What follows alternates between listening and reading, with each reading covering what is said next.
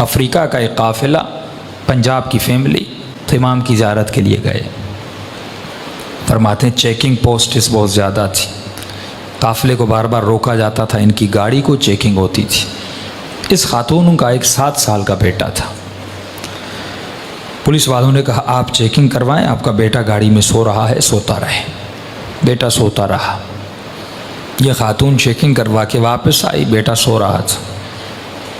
جا کر ان کی گاڑی نجف پہنچی۔ کہتی جب بیٹے کو اٹھانا چاہا تو بیٹا اٹھ نہیں رہا تھا۔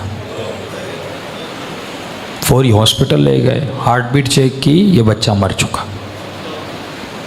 اس کی ماں بہت روئی، ایک ہی بیٹا۔ جنازہ ہوا، نماز ہوئی، اس کو جا کر وادی السلام میں دفن کر دیا۔ اب گھر والوں نے اس کی ماں کو کہا بھائی چلو مولا علی کی زیارت کو، کہا میں نہیں جاؤں گی، میرا بیٹا چھن گیا۔ ہوتا ہے نا، کبھی زیارت پہ جائیں، جن کے بچے سخت ہو جاتے ہیں، مر جاتے ہیں، ناراض ہو جاتے ہیں اہل بیت سے، چھن لیا۔ یہ خاتون مولا علی کی زیارت پہ نہیں گئی، کہا میرا بیٹا امام نے چھین لیا، میں نہیں جاؤں گی۔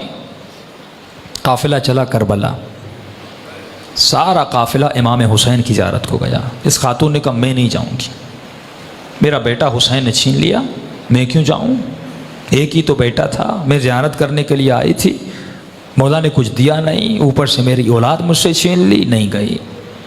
فرمایا آخری 2 دن بچے، لوگوں نے کہا بھائی عباس کی قبر پہ چلو، جا کر دعا مانگو، کیوں یہاں پہ رو رہی ہو؟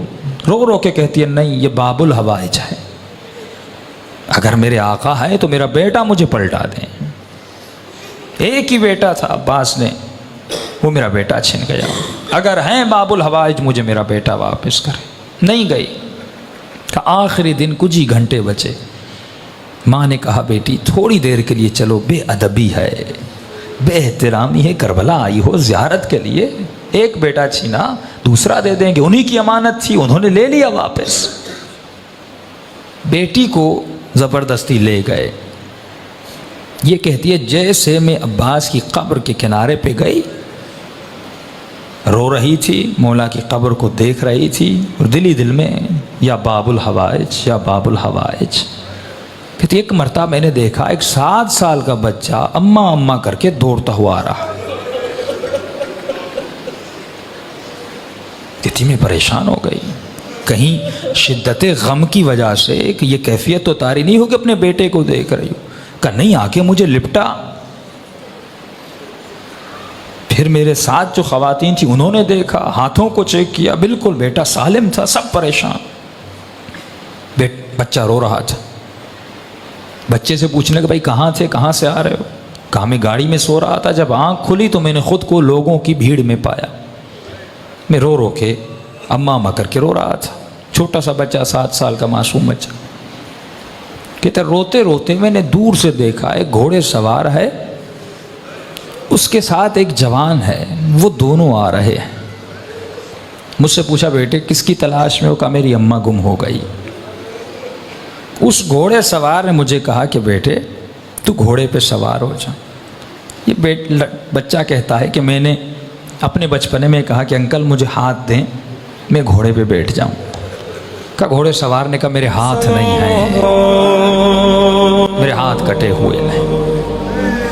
اس جوان کو کہا کہ اسے گھوڑے پہ بیٹھا۔ کہتے اماں میں گھوڑے پر بیٹھا، اس گھوڑے سوار کے ساتھ آیا، یہاں تک کہ زری تک آئے۔ اس نے مجھے کہا بیٹے یہیں پہ کھڑے ہو جاؤ، تمہاری اماں تجھے مل جائے گی، جب اماں تمہاری تمہیں ملے تو میرا ایک پیغام دے دینا۔ کہ کون سا پیغام؟ کہ اپنی اماں کو کہنا کہ ہم سے ناراض مت ہوا کریں۔